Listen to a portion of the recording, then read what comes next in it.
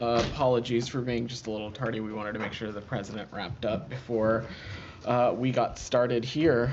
I see Matt's notebook, but no Matt. So in that, why don't we start with Daphne? Why don't you kick us off? Thank you. If we could start with Ukraine. Sure. Blinken was due to meet Yermak today. What was discussed in the meeting? So I expect a readout will be going shortly, but to just offer a little bit about what was discussed, the secretary met with Ukrainian presidential administration head Andrei Yermak earlier today. They spoke about a number of issues, including the upcoming Washington NATO summit and allies' intention to bring Ukraine closer to NATO membership and helping to strengthen Ukraine's ability to defend against Russian aggression. The two also discussed energy security and ongoing G7 efforts to enhance the resiliency of Ukraine's energy grid and energy systems. The secretary also congratulated Mr. Yermak on his historic support at the Global Peace Summit, as well as Ukraine's tenacious and historic defense of its northern and eastern regions against recent Russian offensives. But as I said, I suspect we'll have a formal readout going shortly. Okay, and then Hungary's Orban today urged Zelensky in a visit to Kyiv to consider a ceasefire to accelerate an end to the war. This comes just before the NATO summit next week. Are you concerned that this shows a divide in NATO? So first, let me just say I will leave it to our partners in Hungary to offer any context or clarity that they would like to Mr. Orban's comments. We and the NATO alliance have been clear that there really is only one solution here, and that is the Russian Federation simply leaving Ukrainian territory. We have long felt that this is, again, just another example of Russia being the aggressor, infringing on Ukrainian territorial integrity and sovereignty, throwing the UN Charter by the wayside. Which is a different stance than what Orban seems to be laying out there. So are you concerned that this shows division? So again, I will leave it to respective countries to speak to their own policies, but we have been clear with partners and allies across the board that any country that has influence or has a role to play should play every effort in ensuring that Russia withdraws from Ukraine totally. Okay, and then there's reporting that the U.S. invited the foreign ministers of Israel and several Arab countries to the NATO summit. Can you confirm that and who was invited? I expect that there will be additional guests from countries that are not members of the NATO alliance, but I'm not going to get ahead of the summit. We'll let us get to next week, and I imagine across the interagency we'll have more to say about next week's activities. Can you say if Israel is one of these? Again, I'm just not going to speak to specific participation yet. Like I said, I expect there will be attendance from other countries not fully in the NATO alliance, but I don't have a specific roster to announce today. Thank you. Matt, coming back to you. Well, yeah. Let the record show I was actually here. I know. And then we were told you were going to be late, so I went and make a quick phone call. I was just waiting for our president to wrap up. Yes, and then you denigrated me by saying all I said I wasn't here. All I said was that your notebook was here and you were not. Hardly a denigration, but go ahead. All right, I understand. So anyway, on the Middle East, and as it relates to one. Gaza, but two, Lebanon. So one on Gaza, is there any movement at all that you guys have seen on this ceasefire proposal? And then two, on Lebanon, where do things stand now, if they're any different than they were yesterday? And if they're not different than yesterday, then okay. On the second part, they are not different from yesterday, but let me just, to the first part of your question, echo what the Secretary said at the Brookings Institution yesterday, is that we continue to be in intense effort with our partners in Egypt, our partners in Qatar, to see ways that we can close the gap that Hamas created in not saying yes to a proposal that everyone, including the United Nations, including the Israelis, had said yes to. That is something that we are working around the clock, literally as we speak.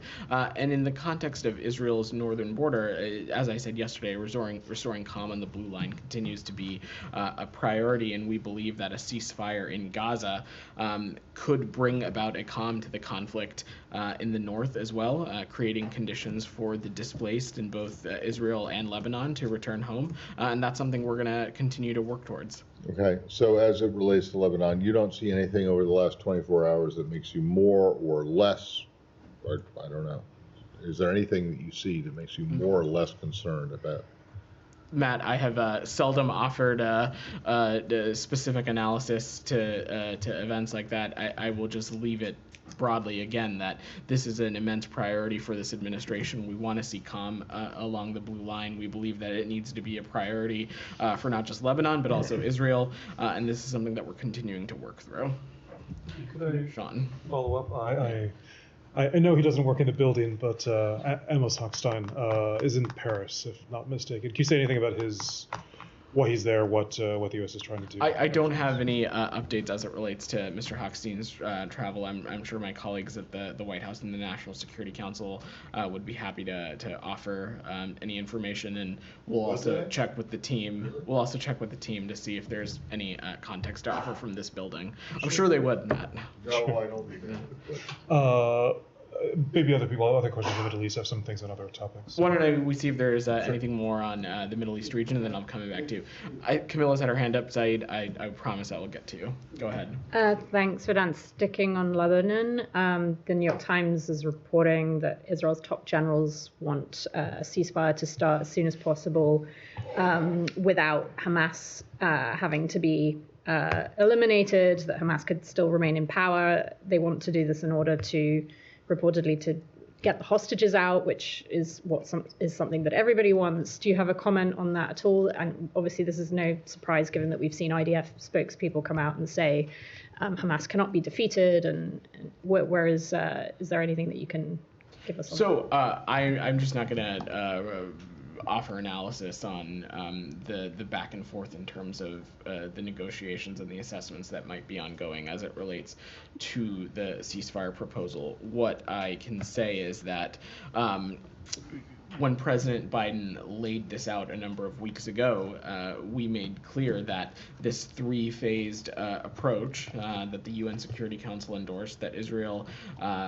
supported, is ultimately the best way to end the violence in Gaza and ultimately end the conflict. We believe that it is the best path to ensuring all the remaining hostages can be released. We think it's the best path to ensuring that humanitarian aid is able to get into Gaza. And so ultimately, Hamas has a choice here, and they have the opportunity to alleviate some of the suffering of the Palestinian people. And so I would echo what I said yesterday, is that the time for haggling is over and that there's a proposal that's on the table. So that main goal of getting a ceasefire does not require immediate defeat of Hamas. We have been pretty clear also that we do not want to see Hamas in charge of Gaza anymore. The secretary was clear about this at the Brookings Institution yesterday, and beyond that, it's something that he laid out last fall when talking about certain principles that the United States views as non-starters when we're talking about the day after this conflict ends. And a key tenet of that, of course, is Gaza no longer being a springboard for terrorism against the Israeli people, and Hamas no longer being the governing authority there either. Okay, and just on Lebanon, just following up on that, there's absolutely no change in security posture for the embassy there? Anything? I have no updates to offer. I will just use this opportunity to echo, because you all know how much I love travel advisory warnings, that the travel advisory warning for the entire country of Lebanon continues to be at a level 3 at reconsider travel, and specifically the regions of the border bordering Israel, as well as the borders in the north bordering Syria, are at a level 4 of do not travel. Okay, and then on West Bank, the Israel's far-right finance minister, he agreed, this was end of last week, but he finally agreed to release funds for the Palestinian Authority. It was a tit-for-tat exchange for legalizing, or for Israel legalizing 5 Israeli settlements. Do you have a comment on this kind of tit-for-tat engagement? Is that something that the US would tolerate moving forwards? If there's anything that belongs to the Palestinian Authority that should go to them, what's your comment on them saying we'll only do it if we legalize settlements? So first, on the issue of correspondent banking, our view is that ultimately these are PA funds. These are funds that belong to the Palestinian Authority, and so we of course welcome reports that Israel will extend the correspondent banking relationship for 4 months and to release a portion of the PA's clearance revenues, but our call is for Israel to extend correspondent banking for at least 12 months and to release the rest of the withheld clearance revenues as well. It's important to remember that the viability of the Palestinian Authority is essential to stability in the West Bank, which in turn is essential to Israel's own security interests as well. We have made these concerns clear to our partners at Israel at the highest level, and we'll continue to engage with them on this issue. Now, separately, it should come as no surprise to you that we view the expansion of settlements and outposts as inconsistent with international law, and again, we view these as something that only serves to weaken Israel's security. Unilateral actions like settlement expansion and legalization of outposts, they are detrimental to a two-state solution. So we'll continue to use the tools at our disposal to expose and promote accountability for those who threaten peace and stability in the region. Go. Point. Sure. Let me. Tom wants it. I promise I'll get to you, Said. Go ahead. I mean, just on this reported Smotrich deal, and you've said that you obviously see outposts as inconsistent with international law, but I'm just a bit confused because the reason these outposts are created by settlers one of the reasons is to draw in the Israeli military because they then are a protection force for those settlers that are there. So you say they're inconsistent with international law, they're destabilizing. But you are at the same time arming the military force that goes to protect the people that do it. I mean, isn't that a very confused policy?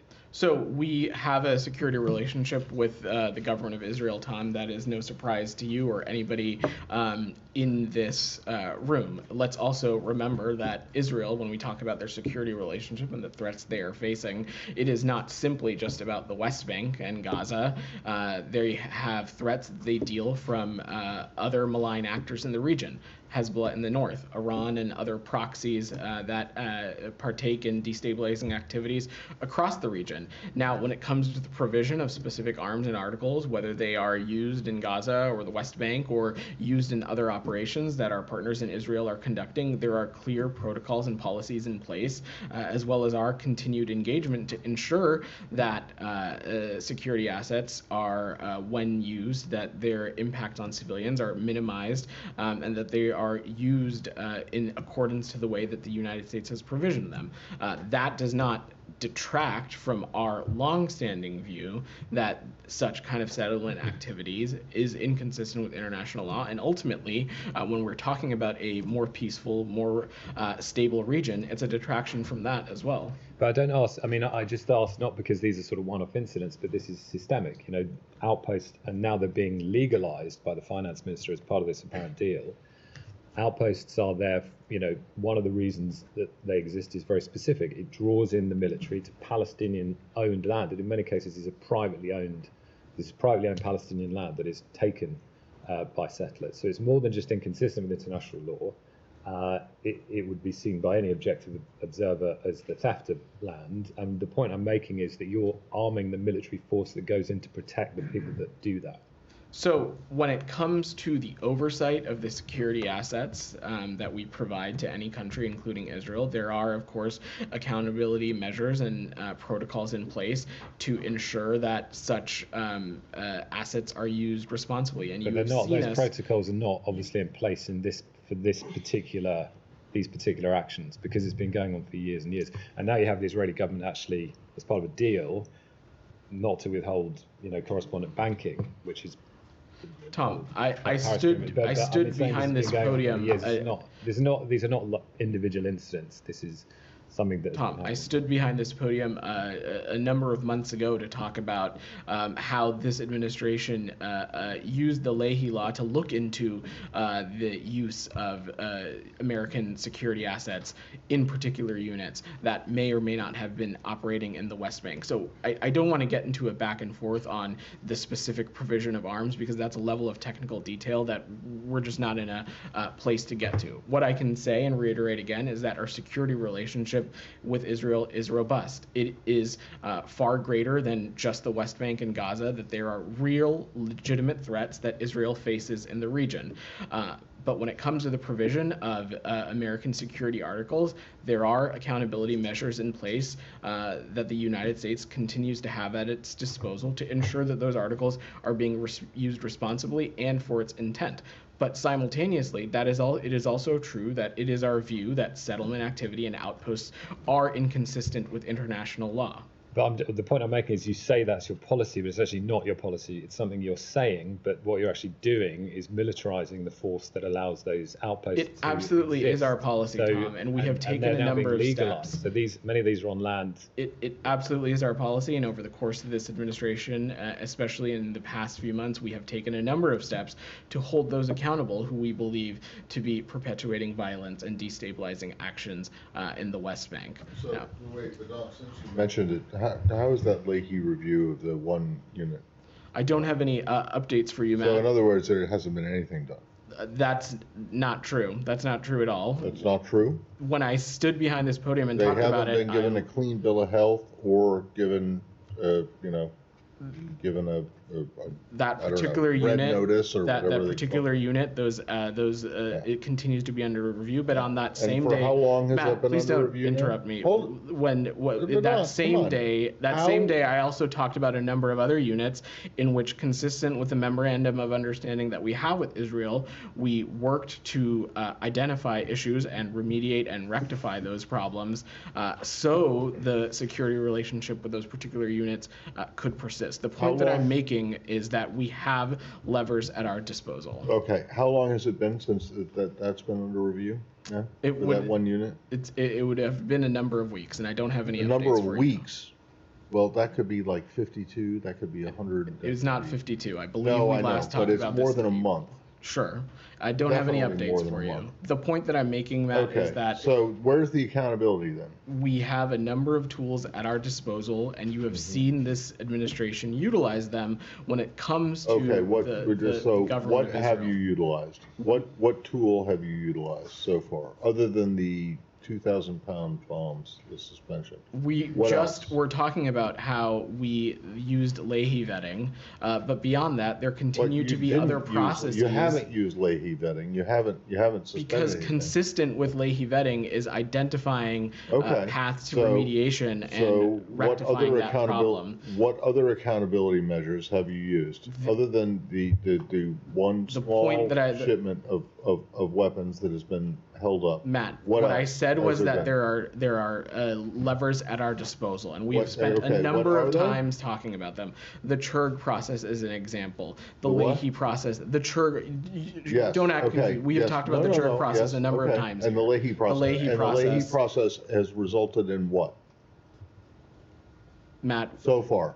The point of the Leahy process, and consistent with our memorandum of understanding. What has been the result of that so far? Consistent with the memorandum of understanding that we have with Israel, we had worked to rectify and remediate those problems. The point to Tom's question was that we have tools at our disposal for the responsible use of their security assets. That does not detract from our long-held belief that settlements and outpost activity are inconsistent with international law. I think, Vedant, the problem is that what he's raising and what a lot of other people are raising is that, yes, you do have these levers, but you're not using them. We're also not going to speak to active and ongoing deliberative processes from up here. Saeed, go ahead. Thank you. Before I go to Gaza, I just want to follow up on the West Bank to Tom's question on the settlement.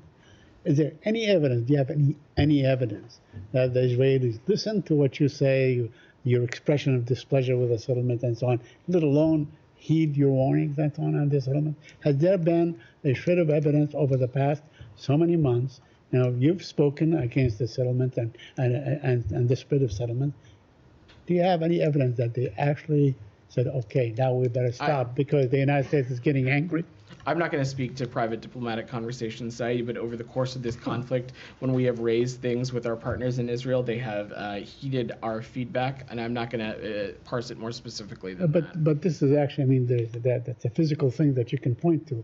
Has there been any sort of, tearing down a settlement, backing off plans to increase housing, by so many folds and so on? Has there been any evidence as a result of your warning time and time again and telling them that this is a violation of international law? I'm not going to speak to our diplomatic conversations more specifically, but it's our hope that Israel is also interested in preserving and maintaining its own security in the region, and that's why we have been so clear that such kind of activities are not just inconsistent with international law, but a detraction from Israel's security as well.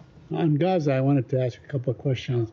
Now, the Israelis ordered new Khan Yunis evacuation, and we heard the Secretary of State say yesterday that there's no sign that Israel is really lowering the intensity of its attacks on Gaza, and we also hear of looming starvation in Gaza. I mean, this is really a very horrific situation. Are you guys sort of reconciled? This is the order of the day. Things will go on like this indefinitely. I mean, do you have any kind of vision how this thing is going to end? When will it end? What is the United States of America doing about it? Saeed, let me say a couple things because I spoke a little bit about this yesterday. I know you were out yesterday, but first, as it relates to the activities in Khan Yunis, our viewpoint continues to be that any kind of forced displacement or forced relocation of Palestinians, of course, would be inconsistent with what the United States wants for the region and inconsistent with the principles that the Secretary laid out. That being said, it is, of course, Israel and the IDF has a right to defend itself from terrorism in accordance with international law. And as it is conducting these operations, it is fully appropriate for them to warn and encourage evacuation of civilians from potential areas where they may or may not be conducting operations. But specifically in Khan Yunis, we have seen Hamas moving back into areas previously cleared by the Israeli military. And yet just yesterday, we understand that Hamas fired 20 rockets at Israel from the East Khan Yunis region yesterday. Of course, how these operations are conducted matters, and Israel needs to take every feasible precaution to protect civilians in their operation. But more importantly, Saeed, to your point about when will this end and when will this conflict end, let's not forget, and I think too often in this room we tend to find ourselves forgetting that just a number of weeks ago, the president laid out the tenets of a ceasefire proposal that would bring the hostages home, that would allow for an influx of humanitarian aid, that would put us on a path to diplomacy for the region, to get us to a region that is more integrated, more secure, and more stable. And at every turn, what we have seen happen is Hamas has moved the goalposts, it has changed the parameters, it has come back asking for different things, even though it had previously approved various iterations of this proposal before. Let's not forget that this is a proposal that Israel had accepted, that the United Nations had accepted, that partners in the Arab world had accepted, and that, of course, as I said, it's something that the United States was pushing for as well. So if there's an interest in seeing this conflict end, if there's an interest in bringing about some sort of relief for the Palestinian people, the solution is quite simple. Hamas can stop haggling and they could accept the ceasefire proposal that has been on the table. But can you tell us that with certainty that Israel accepts this? Israel itself have we heard the Prime Minister of Israel say? Israel itself said that it accepted the proposal that the president laid out. Did the Prime Minister say that himself? They did. Did he say that I accept this proposal as submitted and approved at the Security Council at the United Nations? Saeed, I'm happy to help you look at Google after this and look up who in the Israeli government did or did not say things as it relates to the proposal. One last but question. I just want to be very clear that this is a proposal that Israel itself has said that they supported. All right. Go ahead. Let me ask you one last question on wounded Palestinians telling the BBC, more wounded Palestinians telling the BBC that they have been held as human shields and so on. Are you aware of these reports, and do you have any comment on that? Sorry, could you be a little bit more specific about what you're referring Well, to? there were reports by the BBC that more Palestinians, I mean, we saw this, I guess, 10 days ago and so on, when the Israelis strapped a wounded Palestinian in the front of a Jeep. Now, it seems that this is basically was used time and time and time again. I was wondering if you are aware of these reports and if you have any comments. So on those this specific practice. reports, Said, we have seen those disturbing reports in the video. The Israeli military and the IDF itself said that it was investigating the incident and that what was portrayed in those videos did not reflect its values and was a clear violation of its orders and procedures. I will let them speak to that, but we call again Israel to swiftly investigate and ensure accountability for any abuses and violations. And we'll continue to make clear to the government of Israel that there are, of course, expectations to behave consistent with the law of armed conflict. Thank you. Michelle, go ahead. A couple of questions, if you don't mind. First, is the U.S. coordinating with Germany in its efforts to find a diplomatic solution for the war between Israel and Hezbollah? And are you aware of a visit that a German intelligence official made to Beirut and met with Hezbollah officials? So I would let the government of Germany speak to their own efforts in the region. What I can say is that Germany is one of our closest partners in a number of areas, not just when it comes to the Middle East, but also Ukraine as well. And I have no doubt that they are eager to play a positive and contributive role in addressing this conflict, and not just finding a peaceful resolution to the conflict in Gaza, but also ensuring that there is calm along the blue line as well. But I will let them speak to their own efforts. On Syria and Turkey, do you have any comments on the clashes between Turks and Syrians inside Turkey and in northern Syria that killed 7 people yesterday? We have urged our partners in the government of Turkey to coordinate with both Iraqi and Kurdistan region of Iraq authorities on any cross-border military operations to protect civilians from harm. We certainly recognize the ongoing threat posed by the PKK, but we also urge the Turkish government to respect Iraqi sovereignty and to coordinate these kinds of military operations. But the clashes weren't about the PKK, because Syrians in Turkey got attacked by Turks, and they demonstrated yesterday in northern Syria and attacked Turkish troops who are based in northern Syria. I'm happy to look a little bit more specifically into this incident, Michelle, but I would just say unequivocally that in any kind of activity or operation, that efforts need to be made to protect civilians. And do you support a meeting or a reconciliation between Syria and Turkey, especially that officials from the two countries will meet soon in Iraq? So I've seen those reports, Michelle, and our position has been clear. We will not normalize relations with the Assad regime absent authentic progress toward a political solution to the underlying conflict. We've been clear with regional partners, including Turkey, that engaging with the Syrian regime, that credible steps to improve the humanitarian condition, human rights, and the security situation for all Syrians needs to be at the focus for these kinds of engagements. And we've also stressed with regional partners that the Syrian regime needs to cooperate in the political process that is laid out in UN Security Council Resolution 2254. My last question on Iran. Iran is expediting its nuclear program, and they are more open now about declaring that they need the nuclear bomb based on the last round of missiles with Israel.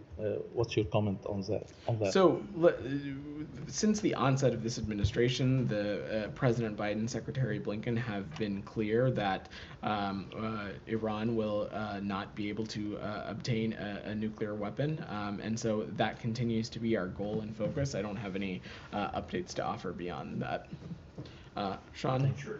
Switch topics to... Can I just see if there's anything else on the region before I come back to Sean? Go ahead, DR. Just going back to the cross-border operation in Turkey. Is that something that you're concerned about, this operation? Because Turkey has set up the checkpoints in Kurdistan region, and they are taking IDs from the civilians people there. And this is a big concern for the people living in that region. Is this something Look, in any region of the world, when we see civilians placed in risk, it is of course something of concern to us. That's why we're making sure to engage closely with our partners in Turkey to make clear that when such kind of strikes are being undertaken, that they need to be coordinated with authorities in the Kurdistan region as well as Iraq. However, there are, as I said, legitimate concerns from the PKK, and we understand those, but we continue to call for greater coordination to ensure that civilians are protected from harm. Go ahead, Sean. Venezuela. Yeah. Maduro yesterday said that, in his terms, that negotiations are resuming Wednesday, which tomorrow, with the United States. To begin with, can you confirm that there's dialogue that's going to take place with Venezuela?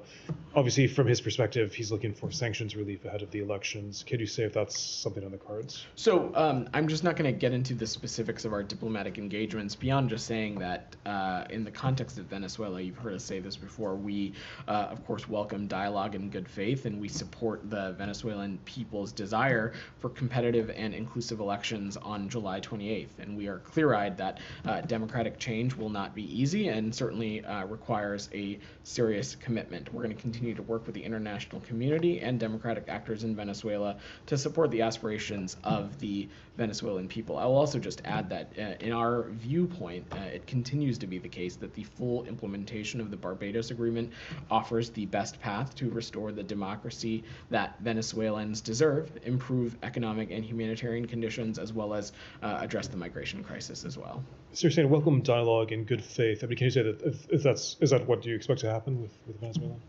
That's what our would be the intent, but I'm certainly not going to get ahead of the process. And I mean, is this? I mean, in terms of what the the Venezuelan authorities can expect from this, I mean, is sanctions really actually on the cards? Is this something that, you know, we're a month ahead of the election? Is this something that could be on the cards in the coming month? Well, I'm certainly not going to try and get into the head of Mr. Maduro. I try to stay out of the minds of other world officials. But look, you heard me say this, that the full implementation of the Barbados Agreement we think is the best path to restore democracy that Venezuelans deserve. It's also the best path to improve economic and humanitarian conditions and address the migration crisis. So this is something that we'll continue to focus on. We will engage in dialogue with a broad range of Venezuelan actors. And just finally, I mean, you said that they're the broad range, but how does this relate to the democratic opposition in Venezuela? I mean, are they going to be part of this conversation with Patel?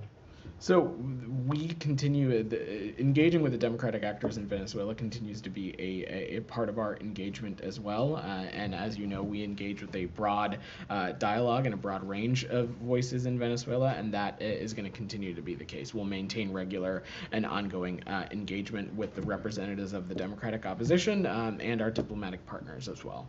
Okay, just two separate topics, if you don't mind. Staying in the region, Cuba. Did you see the CSIS report on espionage allegedly by China being wrapped up in Cuba? The Cuban government isn't very happy about this. Do you have anything to say about whether this is something that the United States is also seeing, if it's seeing a greater risk of espionage? So I'm not going to comment on or confirm or get into the specifics of that report, but what I can say is that we remain confident that the United States is going to be able to meet our security commitments at home and in the region. We talked about this a little bit a year ago. PRC activities in Cuba have been going on for decades, and the PRC, we know that the PRC is going to keep trying to enhance its presence in Cuba, and the United States is going to keep working to disrupt it. And this is a space that we are closely monitoring, and we'll take appropriate steps to counter it when necessary. To disrupt it, that by what means? Again, I'm not gonna get specific on that from here, but we this is something we're continuing to monitor, and we'll take steps to counter it should we need to. And just briefly, I mean, this might be an obvious question to U.S. government officials, but what is the risk of Chinese operations there? I mean, the United States obviously has espionage as surveillance operations around the world. Is there a specific threat that you see from a Chinese presence in Cuba? Obviously, we certainly would not want a country like the PRC conducting such an operation in such a region that has proximity to the United States. I'm not going to speak to it more specifically than that. And this is something, like I said, that we'll continue to monitor and work to disrupt as well. If you don't mind, do you want to follow on that? I just had one quick question on that. Yeah. Is there can you share with us that the actions that the U.S. government has taken to date have been effective in disrupting any of that Chinese activity in Cuba? I just wouldn't speak to something like that from up here, given security and intelligence concerns. But the report what I can out say shows is expanding spying facilities there in Cuba. So it raises questions about how effective you guys have been. So what I can say, and what I said at the onset of Sean's question, is that we continue to be confident in our ability to meet our security commitments and responsibilities, both here at home and in the region. This is a space that we're continuing to monitor and watch, and we will take appropriate steps to counter it. The PRC has long been trying to enhance their presence in Cuba, and we are continuing to work to disrupt it. But I'm not going to speak more specifically to the issue than that. Gita, go ahead. Thank you. The Global Times is a China Communist Party affiliated media outlet. It was designated by the U.S. government 4 years ago as a foreign mission. Now, recently, this outlet has been attacking a well-respected China scholar for her research on China trying to distort the UN Resolution 2758 to embed its One China policy. I was wondering if the State Department is aware of this action, of what the Global Times is doing, and if so, what are you doing? So, Gita, combating transnational repression is a priority component of U.S. efforts to counter rising authoritarianism and defend human rights around the world. Our viewpoint is that any academic, any scholar, any journalist, any person, they certainly need to be, any kind of harassment towards them is unacceptable. Everyone has a right to express their point of view in the United States. Freedom of speech and peaceful assembly are legally enshrined in our Constitution. Go ahead, Jackson. Thanks, Vedant. The German newspaper Bild reported Israel could invade Lebanon this month. Will Israel forewarn the U.S. of such action? Do renewed travel warnings for Americans to avoid Lebanon have anything to do with an impending Israeli operation in Lebanon? So on travel warnings, we regularly update and assess those based on situations on the ground. We have a responsibility to inform American citizens, and we'll continue to do so as circumstances on the ground change. I spoke a little bit to Camilla's question. The travel warning for Lebanon as a whole continues to be a level 3, with level 4 specifically for southern Lebanon and the border near Syria as well. We also have a close working relationship with our partners in Israel, and we continue to be in touch with them about our expectation for calm along the blue line as well. And is there any consideration of plans for the U.S. and NATO to enforce a no-fly zone in parts of Ukraine?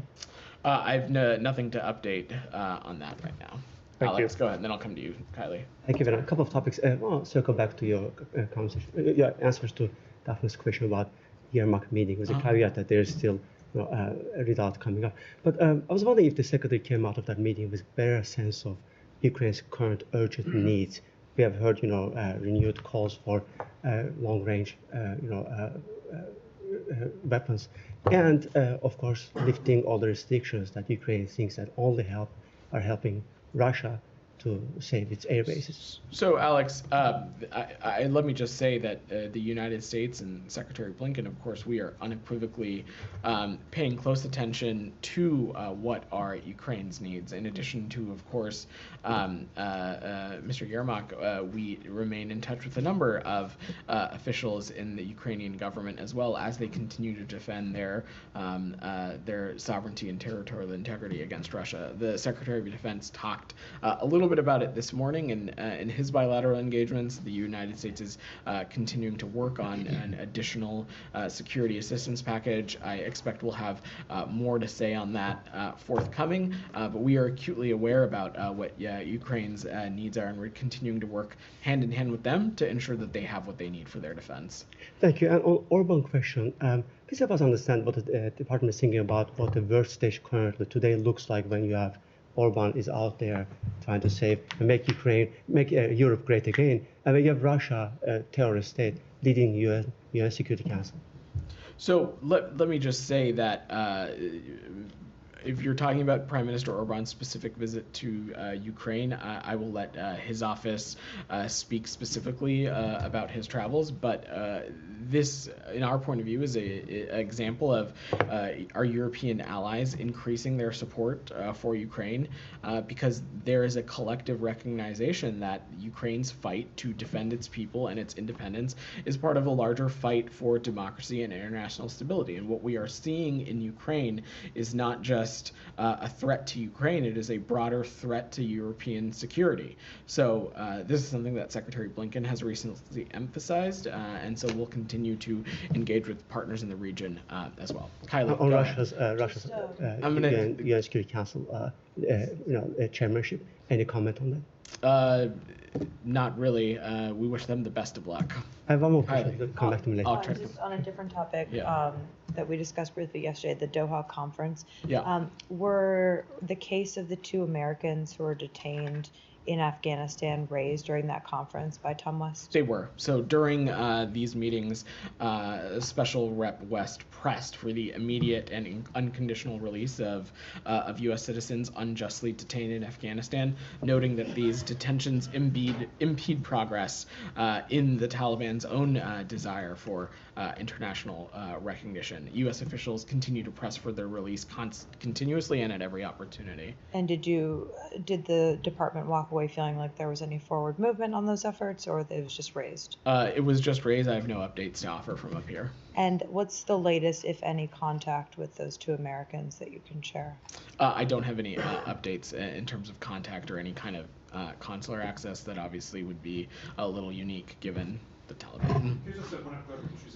Was it raised directly with the Taliban? It was. So like as a part of this, private meeting? Correct. So to widen the aperture a little bit, Special Representative Tom West and Special Envoy Amiri met directly with Taliban representatives during the Doha 3 meetings. Go ahead. Chinese presidency is visiting Kazakhstan right now. He will meet President Putin of Russia again tomorrow. So what is your expectation for the meeting? If China does not stop supporting Russia's war effort in Ukraine, what will happen? So no country should offer Putin a platform to promote his war of aggression against Ukraine. It cannot be business as usual with Russia, and no country should turn a blind eye to the clear violations of international law that Russia has committed. And we strongly support efforts that have been undertaken by us and our partners in the G7 in addressing what we are seeing as a reconstitution of Russia's defense industrial base. We believe that the PRC's reconstitution is deeply problematic, and we're going to continue to monitor this and take appropriate actions independently, as well as through multilateral institutions as well. And you heard me talk about this a little bit before, but this kind of reconstitution, again, is not just a threat to Ukraine, it's a threat to European security as well. About one more. Go ahead. Yeah.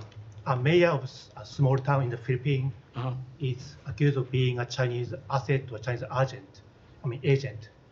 So according to the media reports, the fingerprint of the mayor and the Chinese national is identical. Do you have any comment on the news story? Are you concerned that may increase tension in the South China Sea? I don't. I would defer to authorities in the Philippines to speak to anything about that. Yeah. China and the Philippines had talks today, I believe it was, and there were some statements in there regarding de-escalate tensions. How significant is this from the U.S. perspective? How important do you see it? Look, we of course would welcome any efforts to de-escalate tensions in the South China Sea. It's something that's of course a priority for us, but specifically in this context, I think when it comes to the PRC, actions speak louder than words, specifically for our partners in the Philippines when we're talking about the Second Thomas Shoal and some of the destabilizing actions that the PRC has taken in that region. We would welcome steps to de-escalate, but actions speak louder than words, and clearly, especially in the South China Sea, especially in the context of the Second Thomas Shoal, you have seen PRC actions be inconsistent with a stated goal, perhaps, of de-escalation. Go ahead in the back. Yeah, you in the green tie. Yeah. Oh, thank you. So Taiwan just said that China's Coast Guard has boarded and detained a Taiwanese fishing boat and calls for its release. Do you have a reaction? I've not seen that report, so I'm happy to check with the team and see if we have some more updates on what happened. U.S. and Chinese officials have been holding talks about cracking down on fentanyl sourced from China. Blinken highlighted this at the Brookings Institute yesterday. President Biden said this during the debate that fentanyl is coming from Asian countries and they're cracking down hard on it. But the bipartisan House Select Committee on the CCP released a report in April that said that the CCP is subsidizing the manufacturing and export of fentanyl precursors through tax incentives. Have you raised this concern with those officials? When we're talking about fentanyl precursors, that continues to be something that we continue to raise in every engagement that we have with officials in the PRC. Progress and the specific efforts in the working group that we have seen in recent weeks and months on fentanyl is something, it's a product of President Biden and Secretary Blinken's engagement at the historic Woodside Summit in November. I will also just note that we have, since that summit, seen the PRC take some appropriate actions, including designating certain companies and enforcing some actions within their own justice system. That is, of course, a welcome step, but this is something that we're going to continue to work at with the PRC through these working groups and through other channels as well. Thank you. Alex, go ahead. On tomorrow's meeting in Astana between Xi and Putin, you said that no country should offer Putin a platform. Does it apply to Turkey as well? Erdogan is also planning to meet with Putin tomorrow. In any country, this is something that we stress with all of our partners. We continue to ask all of our partners that they should support efforts to realize an enduring and just peace for Ukraine, and for those that have influence or a relationship with Russia, to urge them to withdraw troops from Ukraine's sovereign territory. Thank you. And finally, on Armenia, Azerbaijan, you guys have invited both countries to the NATO summit. I understand the preparation is still going on. To the extent that you can talk about it, is there any plan to bring them together while they're here? Again, Alex, let me just say broadly in the context of the issue in the South Caucasus, this is a priority for us, a priority for the Secretary and other officials across this department. I have no doubt that it's something we'll continue to work towards. Specific meetings and engagements on the margins of the summit, I just don't want to speak to the schedule yet. All right, thanks everyone. Hold on. Go ahead. Sorry, I had to run out again. Everything okay? Yes, everything is fine, but you just had to. But anyway, I'm not sure if this was raised when I think it was Sean asked about this report about China and Cuba.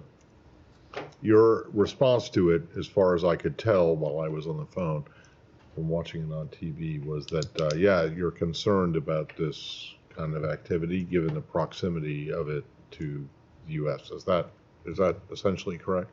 Well, Sean posed the question of what concerns could we have. I certainly wasn't going to get into specific intelligence concerns or areas. No, I know, but because there is this Chinese activity going on in Cuba, that was an issue, right?